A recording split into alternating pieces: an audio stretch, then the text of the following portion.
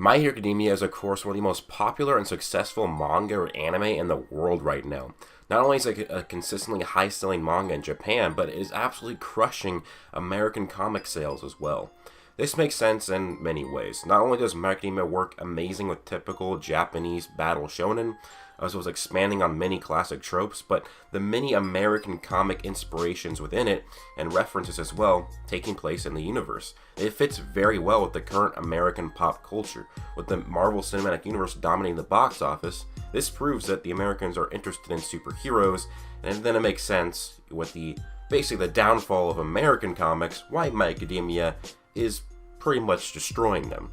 What really surprised me is that the spin-off of My Academia, called Vigilantes, is also dominating American comics as well, with Vigilantes volumes dominating the American charts. And while this may be surprising after delving through 60 chapters though, it is very easy to see why this spin-off succeeds. Vigilantes is easily a series that could stand on its own. What I mean by that is, if you remove My Academia from the title, remove it from the universe, I don't think it is carried at all by being tied to My Academia. In fact, quite the opposite. Not only does it stand on its own, it runs very well. It doesn't abuse its connection to the popular My Hero Academia title, letting itself focus on characters absent from the My Academia universe. As there are three main characters that are not really present within the mainline My Hero Academia world. While they technically would exist, they don't really need to be featured. It is great that Horikoshi has done such good world building in the main series that an entire other series can take place within the same universe without borrowing too many characters for a long amount of times. Vigilantes is, as the title says, it focuses on the vigilante heroes within the My Hero Academia world. While technically outlawed, they seem to have their own niche within the universe. As heroes can't be everywhere all the time, and with the law getting in the way, sometimes you need a little hard edge to get the real information out of the villains. The main character is Koichi. His vigilante name is the Crawler. Basically, his quirk is called Slide and Glide, letting him slide across the ground by basically floating in the air. Can also use a slide and glide up the side of buildings. The story and character arc for the Crawler flows quite well throughout the story, at first being a failed vigilante doing basic work like helping an old lady across the street. Not only does he progress well after being introduced to allies and friends, Knuckleduster and Popstep, but Koichi is a homeless college student who squats in a loft. He struggled making friends, as one time he invited a girl over to his place and got the reputation of being a possible rapist, as inviting a girl into what is supposed to be an abandoned building was usually going to look suspicious. So I definitely don't recommend doing that, you young men. It is great because Koichi's story is almost like a what if of Deku.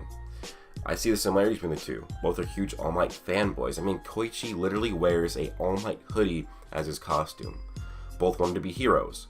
Both of them had their fate of joining the Hero Academy based off of attempting to save someone. Rather with Koichi, he successfully saved someone from drowning in the river, thus actually causing him to be late to his exam and missing out on his dream. While Deku was quirkless, Koichi didn't really have a great quirk. Well, kinda. It was pretty bad at first. He could only travel the speed of a bicycle in the slide and glide, but with constant training with Knuckleduster and constantly pushing himself in his vigilantism exploits, taking on stronger and stronger villains, he's gotten very much more powerful, and his quirk has expanded and evolved over the course of the series. I love how Vigilantes actually expands on the rough society that is My Hero Academia, how the restrictions on quirks, or in this sense basically the restriction of humanity and personal expression, is banned. You must be a hero to officially use your quirk. Want to use your quirk to save someone? Become a hero. Imagine not being able to flex your muscles or work out. Imagine not being able to, imagine how hard it would be to do all of that, or to not be able to do all that. And it really shows that this is a hypocritical system, because it's just all about quirks, not really about power. What I mean by this is Knuckleduster. Knuckleduster is the Batman-esque vigilante that is an ally to the main character, and is in a way kind of like the leader. He uses brass knuckles to fight, but he is so strong.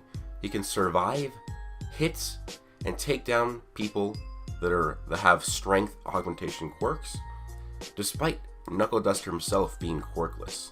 Through training alone, he has pushed his sheer physical stats so high that he confuses many people as they wonder what quirk he has. This leads to a confrontation with Aizawa. Aizawa is trying to place Knuckleduster under arrest for using his quirk in public and using it on another citizen. They fight, as to which our badass vigilante more than holds his own against Aizawa. Aizawa would though actually walk away after realizing his quirk negation wouldn't work on Knuckleduster, since he was quirkless. Really? Even though someone literally has the abilities of a quirk user in terms of speed, strength, and durability, and he's using that upon another citizen, just because it technically isn't a quirk, he gets off scot-free.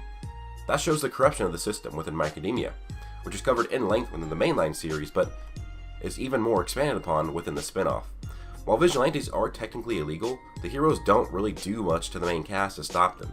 Even though they are heroes by definition, legally they aren't. This again shows how the system is failing in My Academia. Many great heroes will never ever come to fruition due to the restriction of quirks and how hard it is to become a hero. Like I kinda said, it's almost a story of an alternative Deku. Koichi being maybe Deku's starting point if he were to become a vigilante, a weak vigilante who can't do much, but after years of physical training and experiences in the field, becoming maybe a force of nature like Knuckleduster, despite being quirkless. People might say, well, just because Knuckleduster could do this doesn't mean that Deku could do it through training. Well, actually, when Aizawa finds out that Knuckleduster is quirkless, he just thinks he's some old man who's crazy. He doesn't even think it's that weird that a quirkless old man can be that physically strong and fast. So if we just go by that, Deku could get to that point through just training throughout the years. And it didn't even take Knuckleduster his whole life, as we see a picture of him in his middle ages, like his mid-age, and he's actually pretty skinny. So he's only been working out recently in his life, and he got jacked. He got really strong.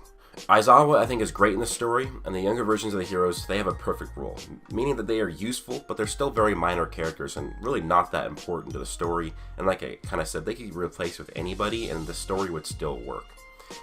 But it is, then again, cool to see the heroes we have grown with and the mainline My Academia to be expanded upon in this prequel. With that being said, read Vigilantes, guys. I honestly think that My Academia, once the main series is done, this could turn into more of a how American comics work, where you have stories on different characters. You know, we could get a Bakugo comic, we could get an Endeavor comic, we could get a Killer Orca comic, or Gang Orca comic, I mean. We could get a Ingenium comic. There's so many different heroes that could have their own comic, and the world is so vast and the world building has been so good that you could easily do that within there. The popularity's there. I mean, if Vigilantes is this successful, they could easily do this with a more popular hero, and that's going to be probably even more successful. If Endeavor got his own comic, or imagine if they did kind of like in the vein of Superman comics, but for All Might. That would be a top-selling series in Shonen Jump, in my opinion. Not like the top, but probably in the top 10. But anyways, with that being said, guys, let me know your thoughts down below this video. Go check out Vigilantes. I read it on Viz, $2 a month subscription to read it, and you get access to dozens of other manga. So with that being said, hope you guys have an amazing day. Plus...